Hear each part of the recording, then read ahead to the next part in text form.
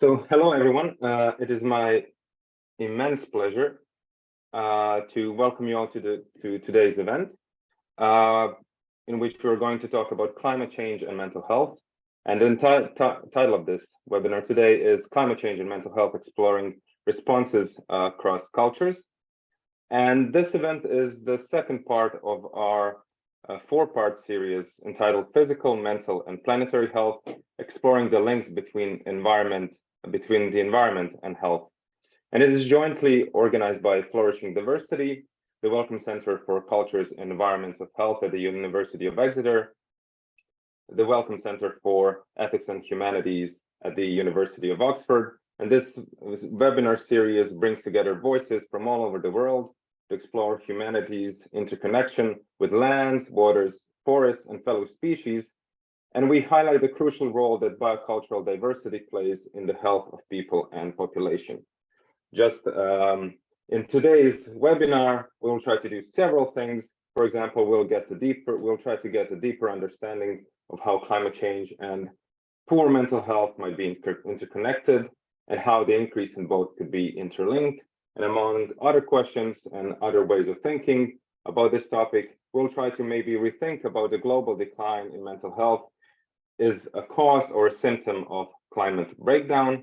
And there is basically one central question that we will try to deal with, and that is from your point of view, your personal experiences, and the research you have conducted, how do you perceive the relationship between mental health and climate change?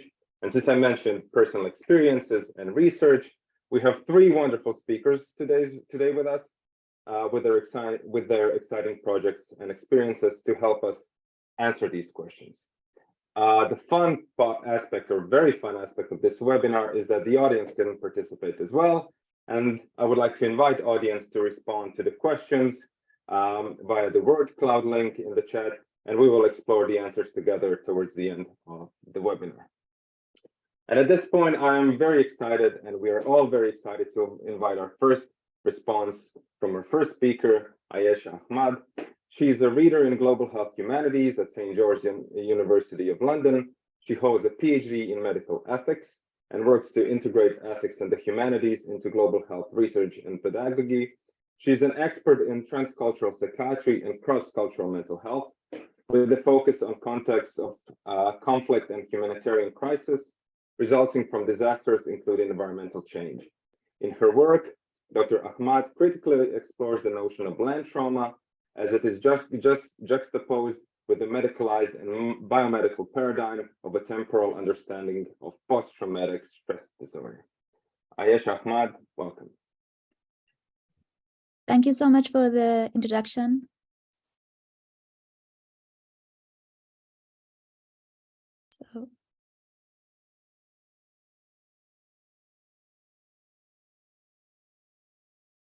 Okay, so I'm going to talk a little bit about my own research, but that I've been conducting mostly in Afghanistan, also in Pakistan. And then I'm going to be speaking on behalf of a recent research project on land body ecologies. That is, we are very grateful to be funded by the Wellcome Trust. So I've divided the presentation into two reflections. First one is going to be reflecting on the ways that conflict and post-conflict contexts have been producing humanitarian crises that have been shaped by land changes, and as a consequence, the alteration of psychic schema. Then the second part of the presentation is going to look at focus on land-dependent and indigenous communities, which is based on the work we've been conducting with land body ecologies. And this is going to be looking at the ways that land changes are creating psychic phenomena, and I'm going to introduce the concept that our project is founded on, which is solastalgia.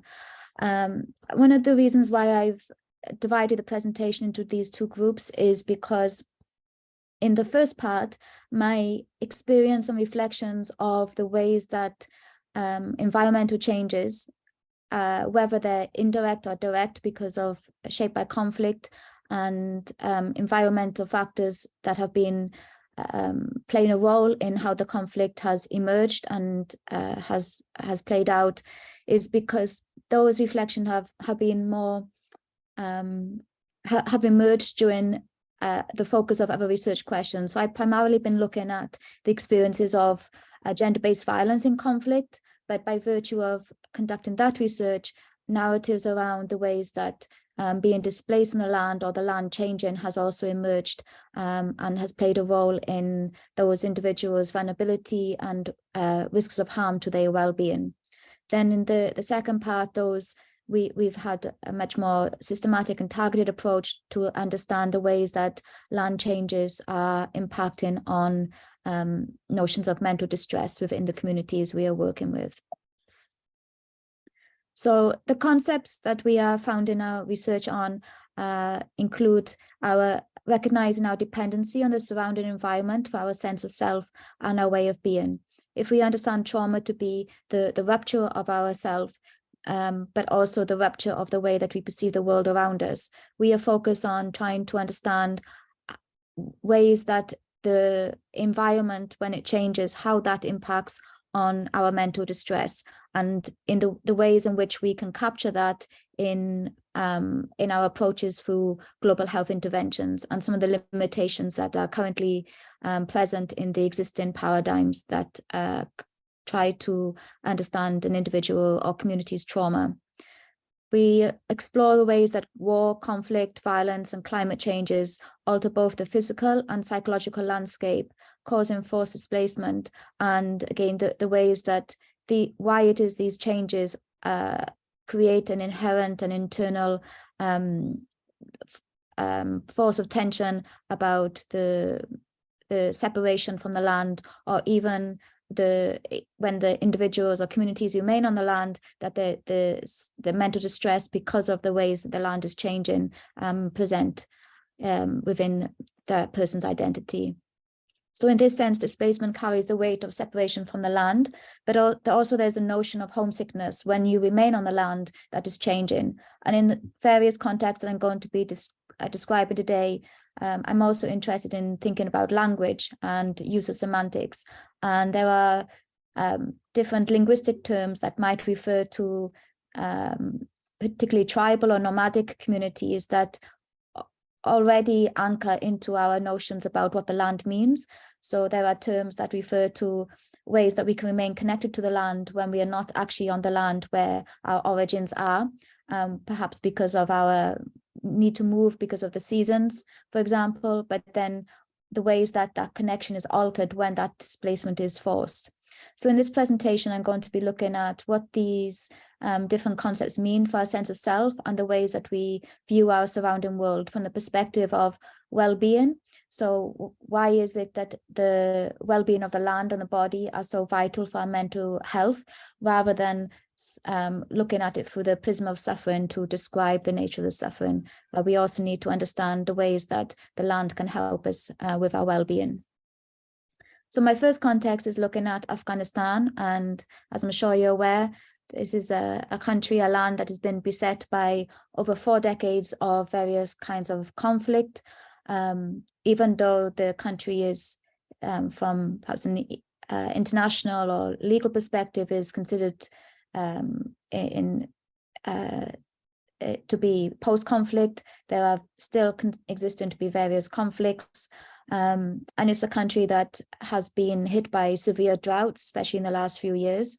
And this is part of the factors involved with the droughts has been the presence of conflict.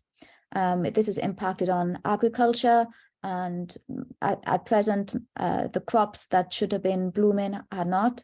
So there is a risk of winter famine in Afghanistan, and as a consequence, forced displacement of different populations. So in Afghanistan, this is significant because different provinces tend to have settlements of ethnic groups or particular cultural groups, and so moving from different provinces are altering and rupturing those very cultural and historical trends. And then there's also magnification of harmful social cultural practices and lack of fulfillment of determinants of health. And this is what we particularly found out in our research. which was looking at experiences of gender-based violence, and we found that that risk increases significantly during periods of forced displacement. So we can see, and for various reasons and various ways this plays out, but that's a little bit out of scope for this presentation. But just to mention that the consequences of environmental change here lead to other social cultural harms with detrimental impacts on mental health. So the consequences of experiencing violence and being a survivor of violence has serious impacts on that person's well-being. And also the ways that the landscape is changing because of these environmental shifts, the ways that songs and stories are carried and traveled with reference to places and spaces become memory and legacy rather than lived present experiences. So in contexts like Afghanistan, where there are particular songs or poetry or languages that are very much connected to describing your environment around you, how that is altered when those stories or songs have to travel and they're told in order to keep the memory alive rather than being reflections on your experience of the land around you where you consider yourself to belong.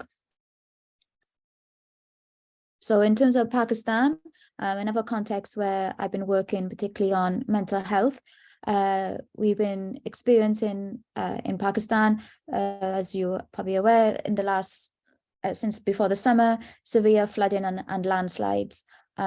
These have had various and significant impacts on health. And at present, there's an urgent health needs of over 30 million people, including 10 million children. The points that I particularly want to focus on are that villages and homes have been washed away in an instant without any warning and in unprecedented ways. So some of the areas are already familiar with monsoons, but this is on a much more severe level. Much of the infrastructure has been also destroyed, especially tourism. So in some of these areas, tourism is one of the main economic inputs, and we can see the consequences, the long-term consequences of these changes of the environment on the everyday livelihoods of the individuals in that area. The erasure of belonging in a land where in Pakistan origins are very strongly tied to connections of identity, particularly in terms of your village or the area of land where your family is connected to. So it is not, the floods mark the erasure of the belonging of life, but also towards the end of life as well. It is impacting on bereavement rituals. There are no soil. The soil is obviously waterlogged.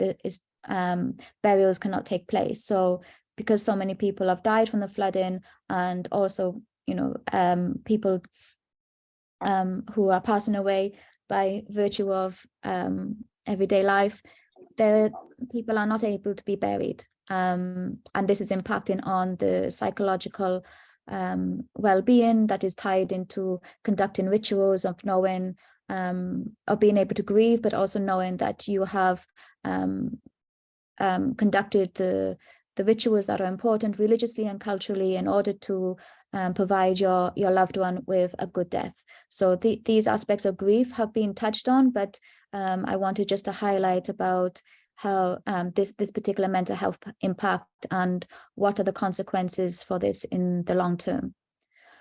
I just wanted to now introduce land body ecologies to you. So this is our research group, which are based at the Wellcome Trust. We are anchored in 5 locations in the Arctic North, in Kenya, in London, in India, and in Uganda. And we are working with either land-dependent communities or indigenous communities.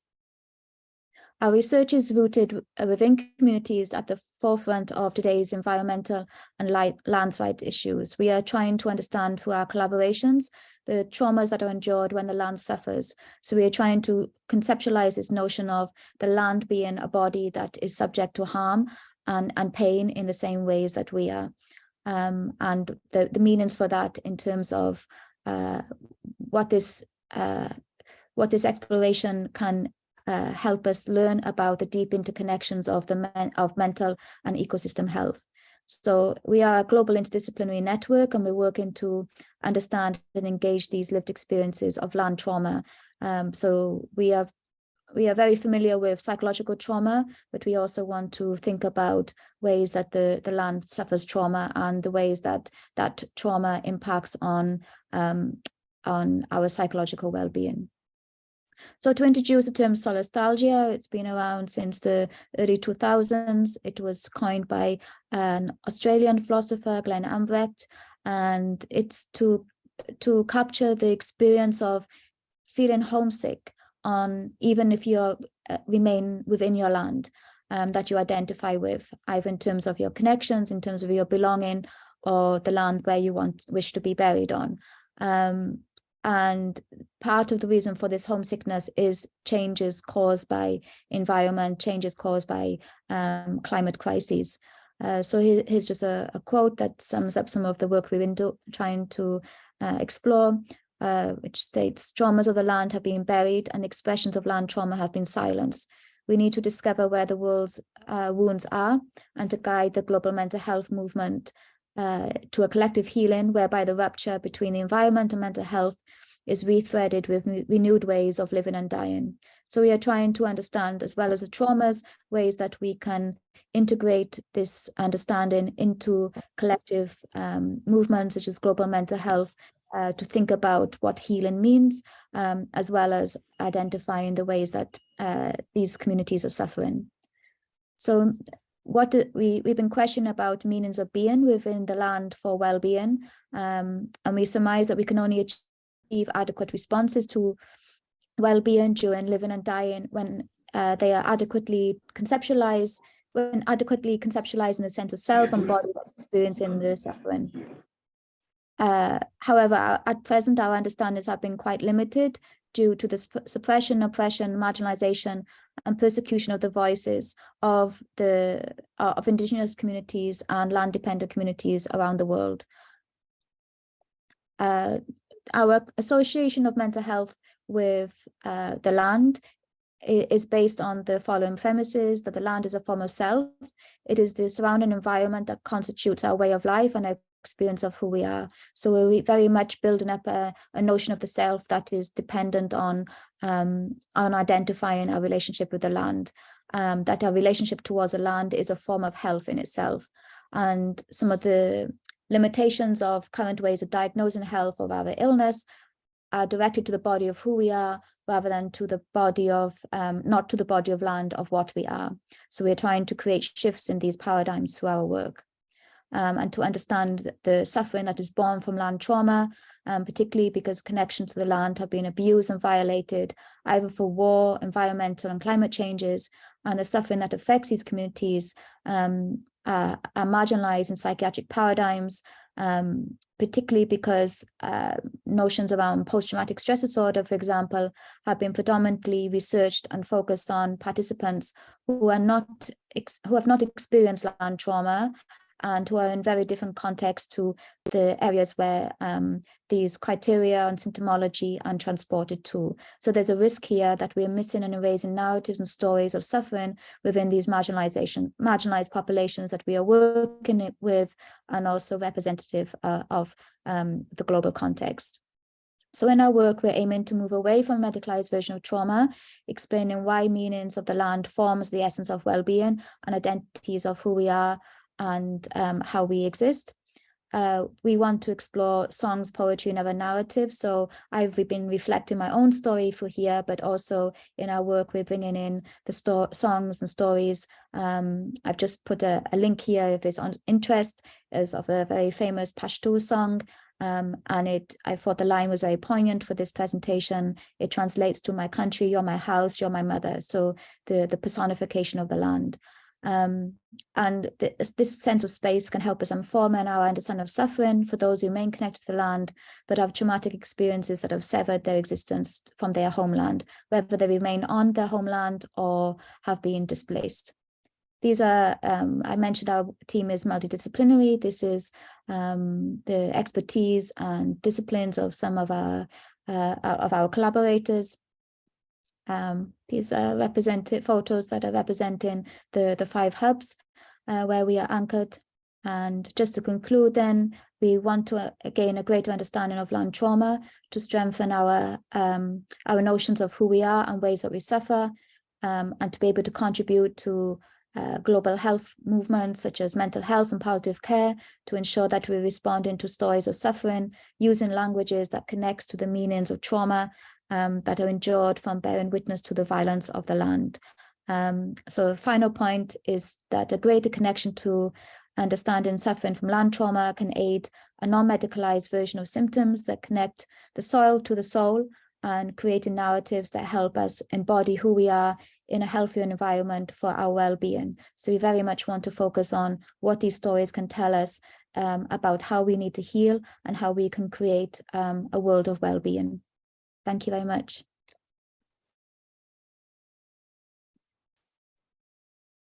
Thank you, Ayesha, for sharing your very interesting research. I'm very delighted to invite our second speaker now, David Finnegan, to respond basically to the same question. That is, from your point of view, your personal experiences and creative endeavors, how do you perceive the relationship between mental health and climate change? And just to quickly introduce David, David Finnegan is a writer, performer, and a game designer from Ngunnawal country in Australia. He works with climate and earth scientists and creates performances and games about climate change and planetary transformation. His most recent show, You're Safe Till 2024, Deep History, appeared at the Barbican in October 2020. David, please. Thank you very much, Lovro, and thank you so much, Ayesha, for that presentation too. Hello, everyone. Thank you very much for having me. So I'm an artist who works with researchers. I'm a consultant with the World Bank on climate and disaster risk. And for about the last 20 years, I've been making work in collaboration with climate and earth scientists. I'm from Ngunnawal country in the southeast of Australia. So it's the land belonging to the Ngunnawal people.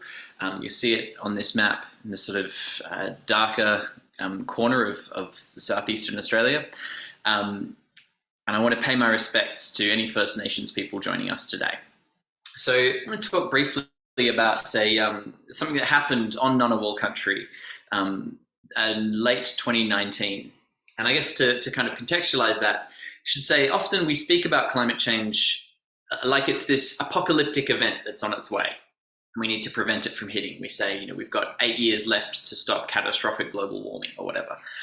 But of course, anthropogenic climate change, human-induced climate change isn't on its way. It's here, and it has been for decades. If climate is a crisis, then all of us here were born in the crisis. Climate change isn't an event that flips us from normal society to post-apocalypse. There's no before and after. We're in it, and we'll be in it for the rest of our lives. So frequently now, I think scientists are saying we should think of climate as an era, as a period in history. We're living today in the early years of the climate era. Now, what does that mean for us kind of mentally and psychologically?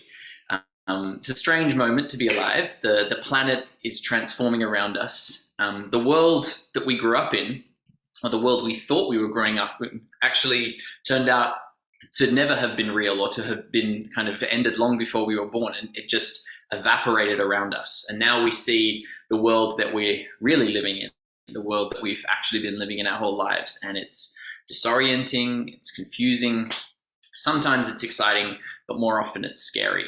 So now I think we're in this process of trying to imagine how we're going to live and make sense of this new world. So this is my dad, John Finnegan. He's a climate scientist. Back in the 60s, he used to be a hardcore rock climber. So he led the first expedition up Mount Barunse in the Himalayas. He was the third person to climb the Troll Wall in Norway in 1969. In the 1970, he set out to climb the west face of the Dru in the Alps. So this is a 1.5 kilometer vertical cliff. And it took about 36 hours, but my dad got near to the summit, and then he got stuck behind two French climbers. Those French climbers were struggling, so my dad decided to help them down. And they were abseiling down pitch by pitch, but at one point their rope got stuck. So my dad had to unclip from the rope and climb about 10 feet to where the next rope started. And in those few moments where he was unclipped from any protection, he heard a noise above him. He looked up and he was hit in the face by a falling rock about the size of a fist. And he fell 300 meters straight down, struck the cliff, bounced off, and crumpled all the way to the bottom of the mountain. See, what had happened was that the morning sun had melted the ice on the summit and loosened the rock. So he was a victim of melting ice. My dad often says it was like an early warning shot from climate change. This climb is now gone, by the way, thanks to global warming. About a decade and a half ago, the glaciers holding these rocks in place melted to the point that the whole southwest spur of the Drew collapsed. Now, in 2019, my dad's old injuries from that fall had been playing up. So normally my parents would spend their Christmas at their little house at the beach in the south coast of New South Wales, a place called Rosedale. But this year, my dad was feeling a lot of pain in his back, and they went in for an MRI scan. It turned out he had a spinal infection. So he had to spend Christmas in hospital being blasted with antibiotics, and the beach trip was cancelled. Now, this is my best friend, Jack, also from the city of Canberra, Ngunnawal country. Now, the same Christmas 2019, I sent Jack a text to say, how are you doing? I know there's been a lot of smoke in New South Wales recently with the fires. I hope everything is okay. Jack texted back and said, we're not in Canberra. We're actually in Merimbula, in the south coast of New South Wales. Now, Merimbula at that point was directly in the path of the increasing bushfires that were escalating at the end of 2019. And Jack had decided to take his family for a surprise beach holiday. And then while they were still in transit, a fire swept 100 kilometers east, faster than any weather model predicted. And the Bega Highway and the Snowy Mountain Highway were cut off. So Jack and his family were forced to find somewhere to stay in Merimbula. Now, Jack texted to me, I'm panic buying at the supermarket. There's deep orange sky, thick smoke, and there's a pool at this place. It'd be nice if it wasn't full of burned leaves. So at this point, this is New Year's Eve 2019, I went to the computer and loaded up the fire map. There were 3 fire fronts surrounding my home in Canberra. Zoom out, there are 156 out of control fires in New South Wales. Some of those fires bigger than Greater London. The air quality in Canberra today, New Year's Eve 2019, is the worst in the world. It's 44 degrees Celsius, all-time temperature record. A woman exiting a plane at Canberra Airport goes into respiratory distress and dies on the tarmac. And the Canberra Hospital announced that they could no longer do MRI scans because of smoke in the operating rooms. So if my dad had got that spinal infection a few days later, they couldn't have tested him for it, and he could be paralyzed or he could be dead. Midwife says she's delivering babies today in rooms that stink of smoke. No one planned for this. This is worse than anyone imagined. There are evacuation notices all over New South Wales and Victoria. At the same time, highways everywhere are closing. The fires are moving so fast, it's impossible to make plans. The danger of being caught on the road is maybe worse than the fear of staying. Jack texts, honestly, the sense of dread about the next 24 hours is beyond anything. This helplessness is why prayer was invented. So, Jack made a decision to make a break for home, to drive through these fires and on that highway with his kids in the back of the car through the fire front. And at the same time, I saw footage from Rosedale, from where my parents' house is. And my parents' house is in these trees. At this point, they didn't know if their house was still standing. So I'll conclude that story by saying that that my friend Jack and his family made it home safely, and my parents' house is still standing, although another friend one street over lost their house. Nothing left but an iron handrail. Now, I shared this story in a theatre recently, and what struck me then, what always has struck me in the last few years telling stories about planetary transformation, was the way that everyone in that audience responded to that story differently. Some people came up afterwards and said, that was really depressing. I really wanted to slip my wrists now. And some people came up and said, oh, I found that really inspiring. You know, it's really amazing that we can kind of navigate through climate shocks in that way. Some people said that made me really angry. Some people said that I found that really calming. And what I took from it is that I think people are on their own journey with this stuff, processing climate shocks and climate change in their own way at their own time. I think we're all recognizing now that it's not something that's coming, it's something that we're living in and it's part of our daily life. There was a sense of dread some time ago. And I think in the 2000s, in the 2010s, there was this real sense of dread that, oh God, the climate change is on its way. And now I think that's shifted into a sense of this is what it is. There's nothing climate change has promised that it hasn't already delivered. Where we kind of see the contours of what this is going to be like, and we understand that it's going to increase and speed up, but we gather what it feels like to live through a kind of an era of climate change. We've all experienced different shocks of different kinds. We know what it's like to live in uncertainty and confusion, and we know that a lot of the time experiencing climate shocks is often the experience of sitting online, refreshing a news website or waiting for news, waiting to be updated, unless you're personally on the front line of a climate shock. And sooner or later, we all get to go on the front line. So I think we also gather now that climate change is not going to be an apocalypse whereby society suddenly collapses. But a lot of people are going to have their own personal apocalypses while society as a whole trudges on. And that's another sort of strange thing. I feel like we are increasingly aware that everyone around us is struggling to process this huge thing. And I feel in the last few years, there's been much more compassion generally as we all kind of gather that we're all going through this existential thing together. There's been a lot more openness and conversation and sharing. I feel like this conversation today is a part of that.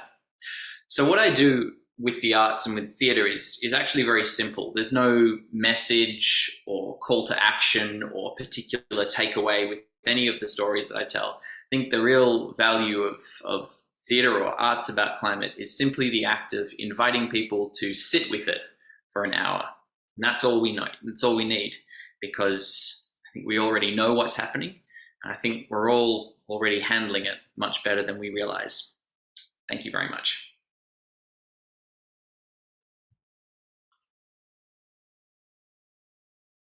Thank you, David.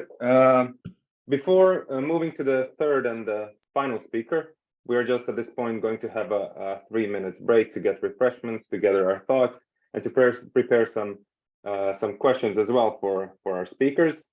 And this is also a good time to fill in the word cloud if you haven't already, and you can find the link in the chat. So I will see you back in several minutes, and yeah, we'll see you then.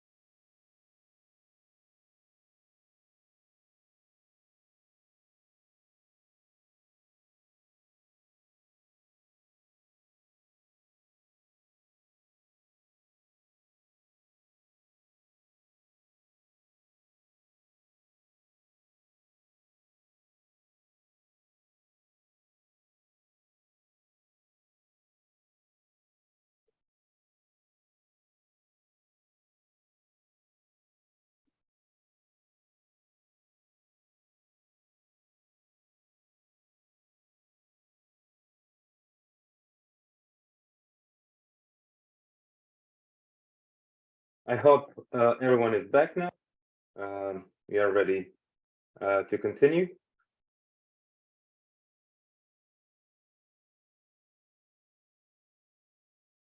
So I would now like to invite our third and final speaker, Elaine Flores, who would help us to think about different experiences and the research that she has conducted and how does she perceive the relationship between mental health and climate change. So Elaine is a mixed methods researcher, a Peruvian medical doctor, and a research fellow in Planetary Health at the Center on Climate Change and Planetary Health at London School of Hygiene and Tropical Medicine, and the Sanford Center for Innovation in Global Health. She's a co-principal investigator in the Environment X Women's Health Project, and she's interested in the associated impacts on mental health of climatic events, especially for those already marginalized and with a gender scope. So this floor is yours.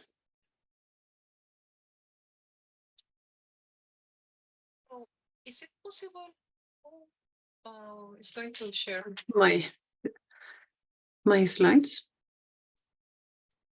Oh, thank you so much. Do you see it now? Yes, now. Great.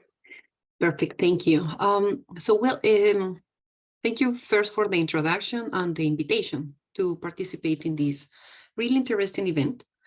Following Aisha's and David's fantastic presentations, I will be presenting more of a recent fieldwork study that we conducted with 48 adult women in 4 regions in Peru using qualitative methods. And regarding my own personal perception, as a Peruvian physician, I also had personal experience working in post-disaster context in Peru and other Latin American countries. So since 2007, I witnessed, since I was a medical first responded on survivors to some events. So I had to see that, sadly, more frequently than less, many of the affected people were not able to rebuild their lives, especially in precarious systems and some of the most remote areas in countries as Peru. And also, this has affected me personally, and I can reflect especially to the latest El Niño events and floods that happened in Peru and also in the northern coast of it.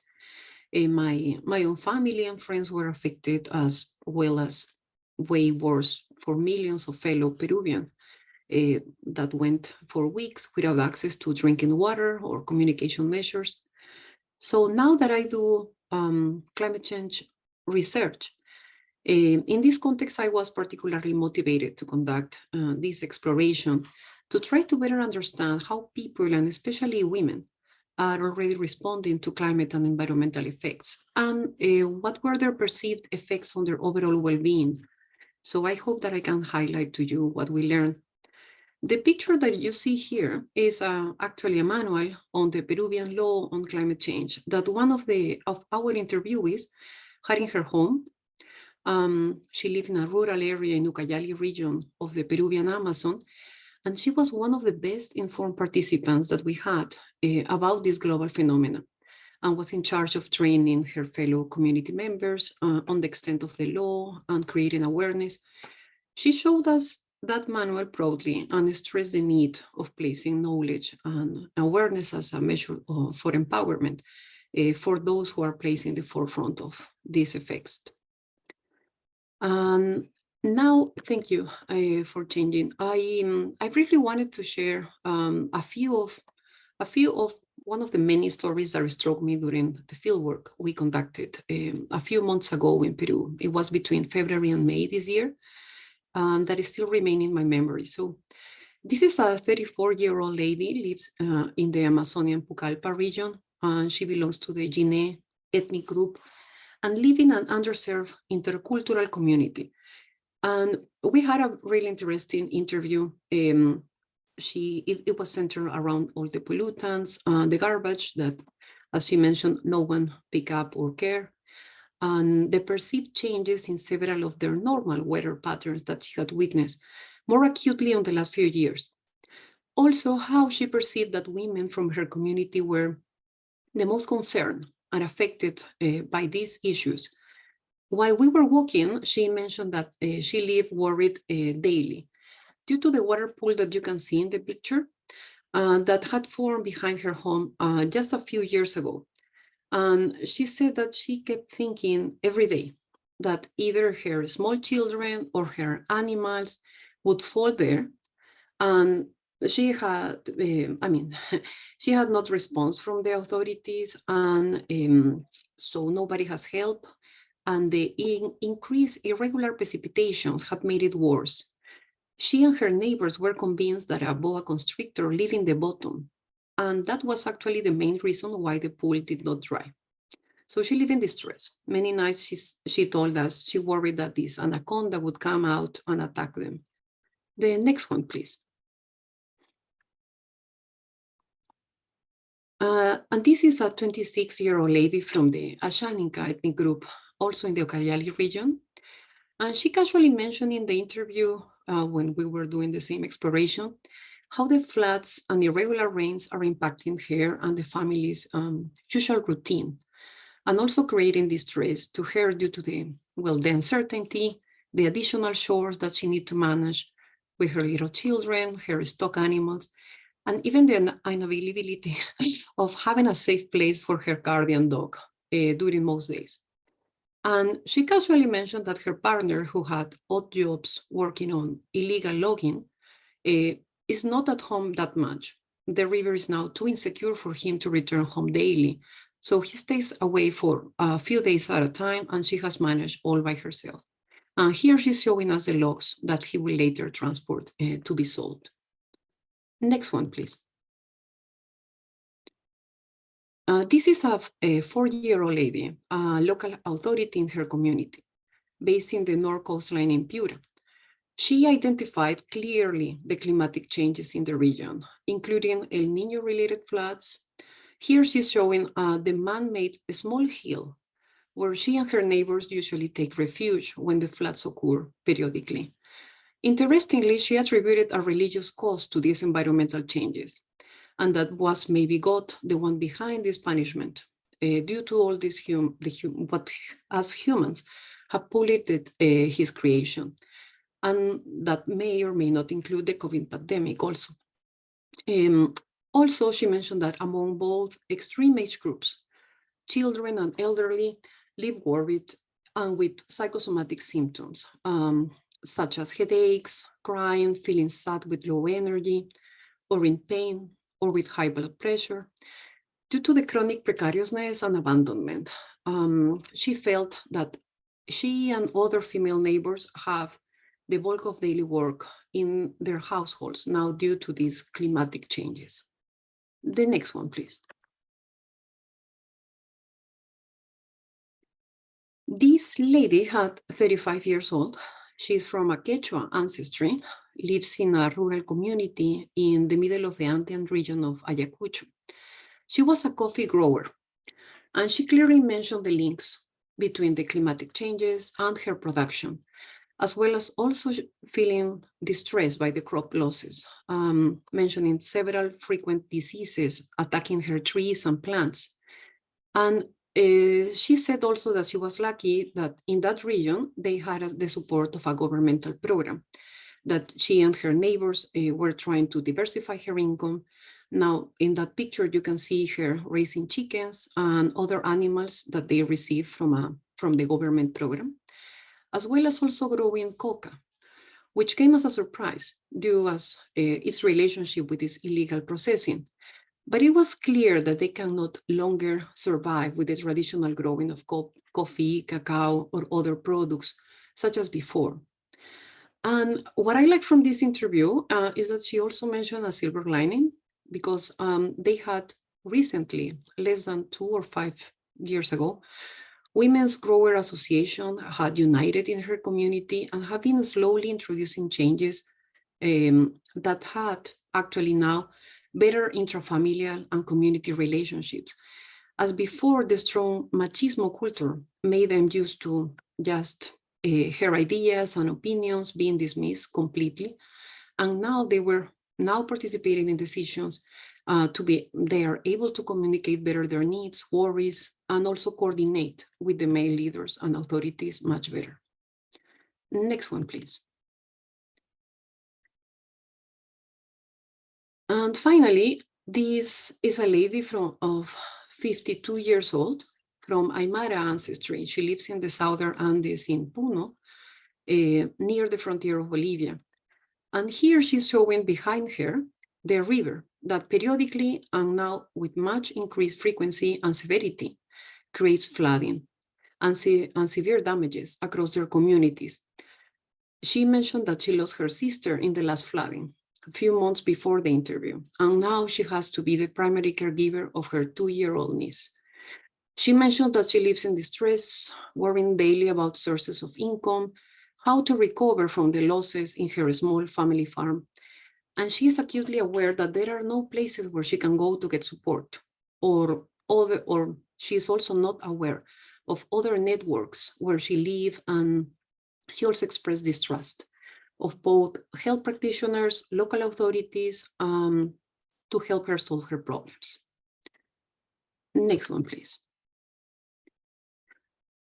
So I'm really happy to have been able to share these local stories. I will now go into the global just a bit for this, because as what my fellow panelists have mentioned is really something that now is gaining more attention. And I will just mention about what do we know from the research part about the links between climate change effects on mental health. Because we have some acute gaps, and we already know that these effects are exacerbating, well, the social, the economic, and environmental determinants for psychosocial well-being. However, these effects are not for everyone to be, as we know. I mean, their distribution are really heterogeneous. So the interrelated wide-ranging impacts vary from common mental disorders to severe mental illnesses and suicide. And there are a greater threat to, as we know, underserved populations in the backdrop of historical social inequities. These effects will have strong and long-lasting impacts, especially in those communities considered more vulnerable or marginalized, such as indigenous groups, women, young people, elderly, those living in poverty. So as a few examples, we have some epidemiological studies globally that we know that increases in ambient temperature are associated with increased rates of psychiatric hospital admissions, increased morbidity, mortality. Increased heat and humidity are also associated with elevated rates of suicidality, and broader psychological existential reactions, that both my fellow panelists have already mentioned about climate anxiety, solastalgia. So we expect that these climate change effects act as an amplifier. This pathway from the Wellcome Centre highlights how the climate change effects that we know and the ecological decline are increasingly causing strong mental and emotional responses beyond the direct exposure to extreme events. So the populations living in changing territories and exposed to these new environmental conditions experience a sense of powerlessness, feelings of loss, helplessness, and frustration related to coping with these effects. So from the research field, we know that despite the policy and public attention, we have still scarce indicators, validated outcomes, and there is still are a lot of methodological constraints. For example, in South America, detailed indicators on mental health and climate change are especially limited, in contrast with all the frequent social and environmental challenges. And also we have this really low governance compliance in the region. Lack of awareness, stigma, misconceptions also complicate its accessibility and registry. And we have an added complexity concerning the different timing, severity, and persistence of exposures, including the availability at national and regional level of the impact data. The next one, please. So now I will just try to summarize a bit of the fieldwork that we did concerning the first stories that I shared. So as we know, there is this heterogeneous distribution of social inequities, and that women living in low and middle income countries such as Peru are disproportionately impacted due to a combination of pre-existing socioeconomic inequalities, cultural norms, roles, biological factors, and with other vulnerability factors as well. So Peruvian data is particularly scarce. So in the context of everything that I have mentioned before, this exploratory study aims to two objectives: to gain a better understanding of the women's awareness and experiences facing climate change effects and environmental threats, and also how they perceived at the individual and community level their needs, risks, and what would be potential agents for transformative action, and also to identify similarities and differences across the regions facing these environmental threats. Next one, please.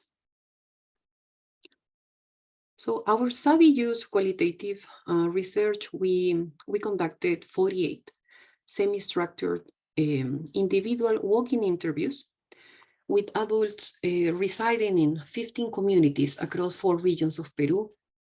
They were from 6 different ethnic groups, and the study sites are highlighted there in red in 4 departments. We try to use iterative snowball sampling to try to identify and select the community informants. We conducted the interviews in Spanish, but in some of the areas, especially in the Southern Andes, we required a bit of translation with our local researchers. And also we triangulated with the mapping and we made photographies of the environmental hazards that the participants considered that were the most relevant for their well-being. We are currently doing the final analysis using a collaborative framework, including the local research assistants in each region for capacity building, of course. Our participants, some of them I have described already, but they were aged between 20 to 68 years old. All of them resided in peri-urban and semi-rural areas. The majority had completed secondary education or incomplete tertiary education. And most of them hold very different roles and occupations at the same time to be able to make ends meet. For example, those who describe themselves as their primary occupation as homemakers also hold roles in their communities and neighbors associations, were family farmers, or own or manage small businesses, artisan makers, health promoters. And what struck us was that several of the interviewees, despite being able to clearly identify the related environmental effects and their detrimental role in their own lives and livelihoods, they were not aware of its relationship with the global event. They live it really locally. And across the interviews, there were weak institutions, multi-level corruptions, and the absence of competent authorities identified as barriers to environmental protection across the regions. The next one, please. So we found a really complex scenario. What we tried to summarize were that despite the limited acknowledgement of women's participation, there were some differences across regions. For example, mostly those living in the coast and in the Amazon, they express feelings of distrust, powerlessness, and abandonment with their authorities, lack of community participation as well. And participants from the Andes regions mentioned more about feelings of suffering, feeling overwhelmed, and invisibilized related to extractive economies and the health sector access. Across all regions, there was also a strong machismo culture, lack of participation or decision roles for women in their local neighborhood associations and communities, despite most of them confirm that women are those more engaged and burdened in relation to climatic effects and environmental hazards. And by contrast, some interviewees highlighted the women empowerment work and building of trust that key women in their communities had done around local organizations, but that was often overshadowed by male counterparts. So in summary, our findings highlight the multiple and interrelated issues that are being faced by environmentally threatened communities in Peru, and how clear macrostructural barriers contribute to lack of awareness on direct hazards, disempowerment, and feelings of suffering and hopelessness across women. We know that women are key to improving environmental conditions and that they are already achieving adaptation to climate change. So in addition to gender-sensitive indicators and interventions, they need to be represented on platforms of local and international decision-making. So this type of co-developing of strategies across multi-layers approaches and access to services to promote and protect mental health and well-being are within the core needs of women. Next one, please. So just to finalize, I just want to highlight that now we have an opportunity, and I am really happy that we are organizing this type of events because we now have an opportunity to address these impacts and reach a much needed transformative action. Thank you so much for your attention. Thank you very much, Elaine. That was very, very interesting. At this point, I would like to invite the audience to participate as well in our discussion with questions. You can put them in the chat. But also, I hope that now we will be able to have an open discussion first between our participants and speakers. Before Q&A, I would like us to see and have a better look about what the audience said to our main question. What are your personal experiences, or if you're a researcher or research you have conducted, what does that tell us about how we can perceive the relationship between mental health and climate change? And at this point, we will have a look at the word cloud results. So we can see this will, and obviously this will serve as a kind of starting point for open discussion, and with the questions later on in around 10 minutes from the audience. As we can see, how do you perceive the relationship between mental health and climate change? There is, at the very, very center, we have, it is an important one, symbiotic and strong. Also, we have that it is interconnected and varied. I'm very interested about this part, about this that is varied, and also at the very, very center we have the word fear. So through these now it changes. We have, I don't know how real time this is, or at least what I'm seeing. Interconnected and important. Yeah. So from what we've heard from Ayesha, Elaine, and David, sorry, there are very, very different ways of understanding this connection between mental health and climate change. But even though what I gathered from very interesting talks and presentations, it seems obvious at this point that this connection relationship between the two it's not only about mental health or health in general, because as we could have seen or hear from the speakers, there is this concept of subjective experience and well-being, that subjective well-being that has been mentioned several times. So the one kind of that goes beyond merely kind of strict health impacts. So if anyone from our three speakers have something to add or to comment about or have comments about each other's experiences and research, please go on.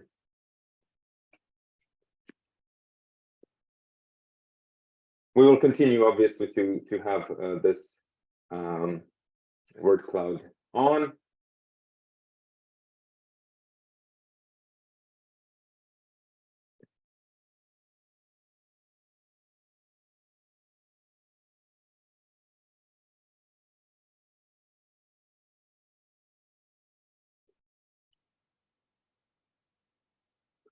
At this point, then, maybe we should just go straight forward to the questions from the audience.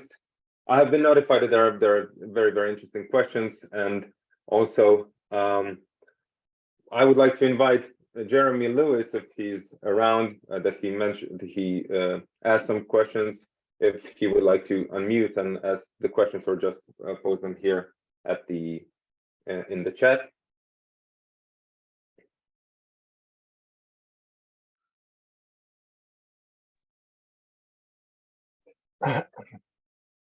Hello, well, thank you to all the contributors. That was an absolutely fascinating, and each of you gave very unique and personal contributions, and it really opened my eyes in many ways to these issues, and so I thank you all very much for that. I had a couple of questions. One is for Aisha, and I just wondered that the challenges that you mentioned that people are experiencing in Pakistan, certainly from my personal perspective, are overwhelming. You know, I mean, the level of destruction of transformation of people's landscapes, of their livelihoods, of their futures, really is deeply distressing. And so I just wondered, are there ways that this sort of mass land trauma can be addressed, or is it just something that is being just left to the side, and people are just basically being told to get on with it and you know, take advantage of whatever relief services are being provided? Is there more being done, or is this such a new sort of area of realization that we're still forming responses? Thank you, Jerome.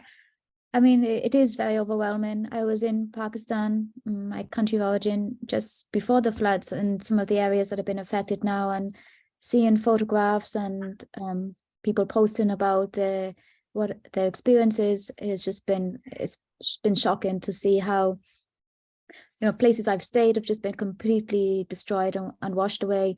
But of course, the long-term impact on people who are living in those regions, and unfortunately, those who are affected the most, as tends to be the case, are those who are the most poor and the most vulnerable, and those who have the least voice in the society. And even now, their basic needs are still not being met, let alone some of the wider narratives about the different kinds of suffering that they're enduring. And there's only been one article actually on grief, which inspired me for this presentation, about the not being able to conduct the burials. And we've seen through other crises around Ebola, for example, the importance of burials and rituals, and but still, I think we overlook some of those psycho-spiritual and religious practices as a form of healing and well-being in these contexts, especially when basic needs need to be prioritized and they are still not being fulfilled. So I think there's a lot of work that needs to be done in understanding the land trauma. I think the land is already present in so many ways in narratives and understandings in the cultural conceptualizations, but there still needs to be more done to shape these categories of understanding how the kinds of trauma that emerge. And I think one of the challenges as well is that mental health in Pakistan is it is divided in these different paradigms of thinking about it through Western health paradigms and spiritual and religious. So it wouldn't always be the case that somebody who is in this form of distress would perceive their distress to be something that they would bring to a health professional. So I think those spaces where we get to hear about the ways that land trauma is manifesting in these contexts in the emergency phase and long term are also limited, and we need to think more broadly about how we conceptualize health and the areas, the ways that we can create spaces for their suffering to be shared. Thank you very much, Aisha. Yeah, there's a brutal unfairness to what you're discussing, which is really very upsetting, I find. So I had a second question for David. Is it appropriate, or should I allow someone else to? Yes, go on, please. Yeah, we have time. Yeah, well, thank you, David, for that very heartfelt and I mean, optimistic. I put in my thing, but I think that's perhaps a little bit unfair. You weren't optimistic. You were brutally honest, and clearly, you know, what's been happening in Australia is I mean, for me, it's one of the epicenters of climate change. Pakistan perhaps has taken over now, but certainly Australia is really showing us what the future holds in a very powerful way. But I mean, I just wondered what lessons we can learn from the Australian experience more broadly in how to cope with these very challenging situations. And you know, I admire your family's resilience in dealing with the really brutal shocks that you've had to go through. But what can we take away from that which might help in guiding the way that we address this burgeoning and increasing problem in the future? That is a great question, Jerome. My goodness. I will. The obvious and correct answer is I don't know. No one knows, but I will have a go. My response is actually going to be. I hope it doesn't sound glib, but the thing that I find quite extraordinary, the lesson that I perhaps take from Australia, at least at this moment in time, is the fact that we've been here before. And globally, we've all been here before. Humanity has lived through many sort of transformative climate moments in our history on the Earth. And I don't mean to sort of say that in the kind of classic climate denier way of like, oh, the climate's always changing. Like, of course, the climate is always changing. That's no great comfort to us when we've got 8 billion people in a very sort of fragile setup on a planet that's about to, or in the middle of a significant transformation. But just sort of at the end of the last ice age, so what's that, but between 18,000 and 13,000 years ago, the world warmed, the oceans rose, and in Australia that meant the loss of about 25 million square kilometres of land, so about a quarter of the entirety of Australia went underwater. And in parts of Australia which are quite steep, say in the Queensland coast, hills turned into islands, and those islands were gradually separated from shore and cut off over many generations. In other parts of Australia which are quite flat, say the Nullarbor Plains in the southwest or Arnhem Land in the north, that sea level rise would almost have been visible in some generations. It happened in pulses over those thousands of years. And across generation after generation, there would have been people who would have been born, and where they were born, where they were buried would be underwater by the time their children were buried, and the same again and again for as long as, you know, many times longer than written language is our societies have had written language. So there's many kind of aspects to that story. What I find extraordinary is at that time in Australia there was a great increase in the use of ochre, which is used for ceremonial purposes as well as for wound care. You had a huge proportion of people forced off their land and onto the land of other peoples, welcomed or not. There was an escalation in the amount of sort of in the archaeological record, an escalation in the amount of weapons used for person-to-person warfare, not for hunting, but for sort of fighting. And ochre used as both wound care, also ceremony. But as well as those sort of more negative implications of what happened at that time, there's also stories. The story I find really striking is the story from the Noongar people in the southwest, near what is now Perth. And they have a dreaming or a story that goes back many thousands of years in their telling, which is about a period of sea level rise where the waters sort of flooded in and huge numbers of families were forced off their country and into a small space, into effectively a set of caves. And in order to survive there, in order to survive without killing each other and with a huge number of people relying on a much smaller space, they had to develop new rituals. They had to develop new social protocols and new cultural ways of being with one another. And most of Noongar culture today descends from the rituals and the protocols that they invented in that time of stress. What that says to me is that we've been here before, and it was not easy, and clearly it came at great cost, but we figured out, or our ancestors or First Nations ancestors in particular in that context, figured out how to live in the time of crisis, and the cultural protocols that they developed shaped society for many generations hence.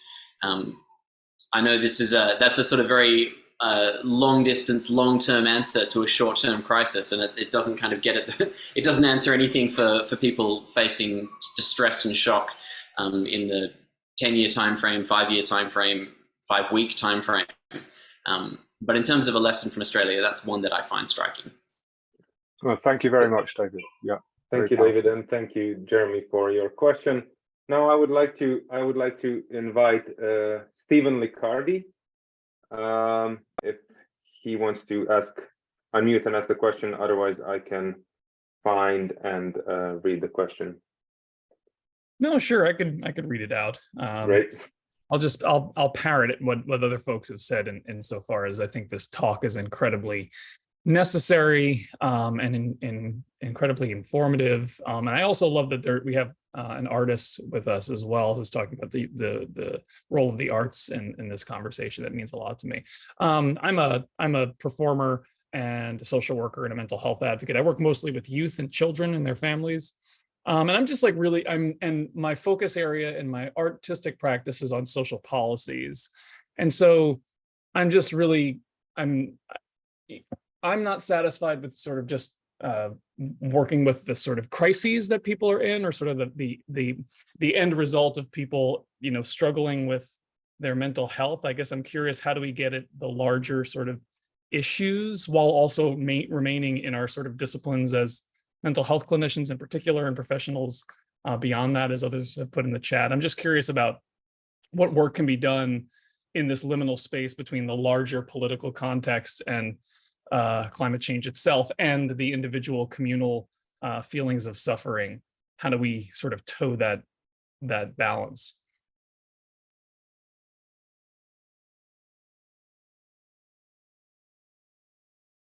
Do you have anyone in particular who would you like to direct this question to, or?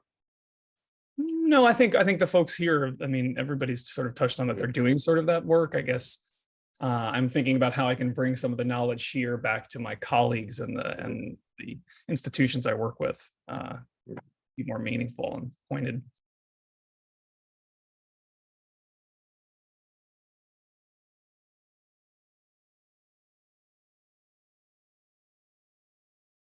Anyone?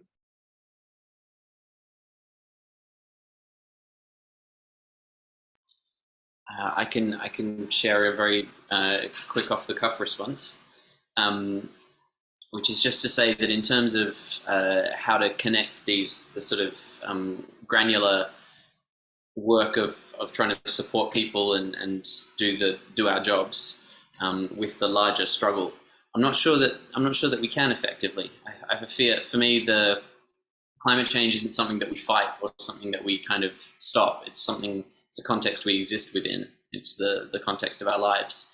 And it's so big and so broad that I often feel like climate is no longer a useful descriptor.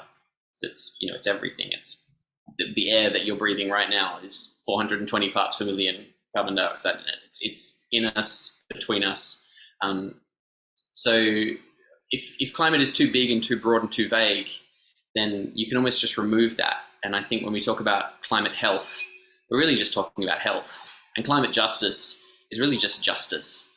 And so if your work is around supporting health and supporting justice, then that's just the work. Climate's just an additional layer on top of that. I'm not sure it's necessarily useful to connect the two in a day-to-day sense. That's my response.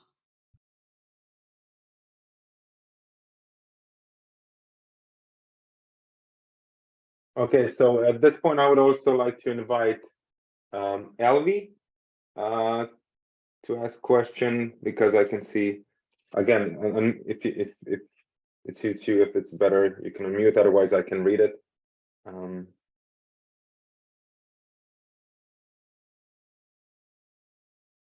Okay, so I will just read it then, if that's not a problem. So it is directed at Elaine. Thank you so much for your research and insightful contributions.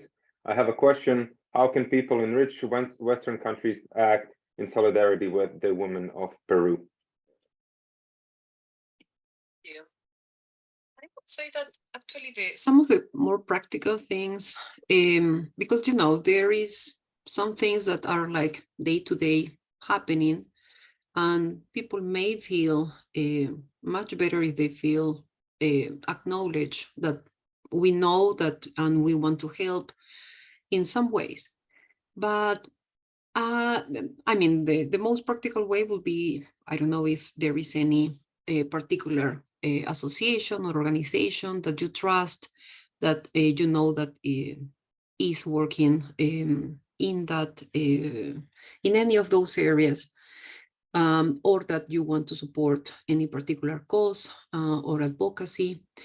There are many things that, I mean, being from far away, you always would like to do some sort of support. No, I have met many people that they want to travel there, that they want to do some work in the ground, but maybe some of the more practical things would be to support associations and organizations that are already working there, and you try to see with your skills and your experience how remotely you can do any type of support and advocacy.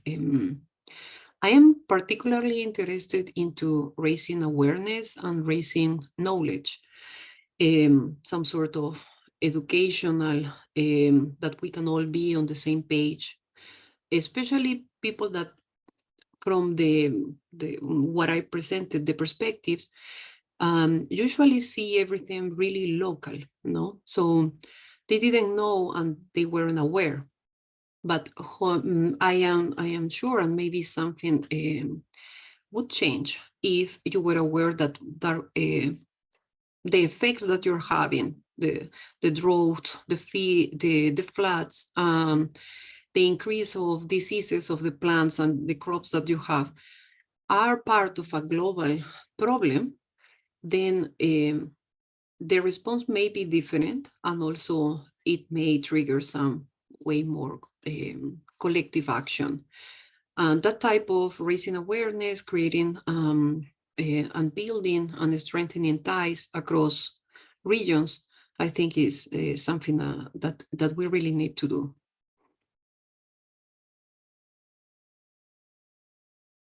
Yeah, thank you. So unfortunately, we are very, very, very short on time at this point, and I would like to thank everyone who wanted to ask the question, everyone who did ask the questions. I would like just to mention that, unfortunately, even though we don't have time, we'll be creating a podcast based on these webinars and based on the interventions of the speakers across the webinar series, so we can try to get the questions from all of you at that point. So that would be amazing. So yeah, so I would like to thank the speakers, obviously, for their amazing presentations and insights and experiences that they shared with us.